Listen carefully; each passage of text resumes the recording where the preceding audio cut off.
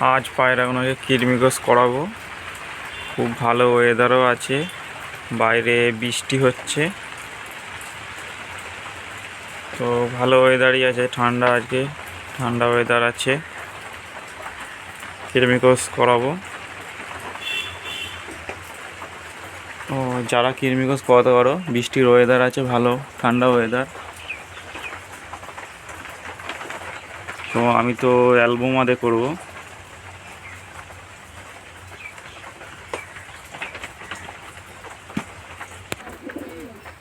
তো যারা নতুন কৃমিকোষ করাতে চাও তাদের জন্য বলছি, খুব সহজ পদ্ধতিতে।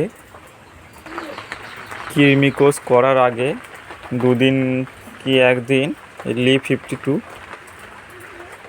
Li52 দিয়ে দেবে। খুব সহজ পদ্ধতিতে বলছি। তো এই সিরিঞ্চিতে তুমি 10 ml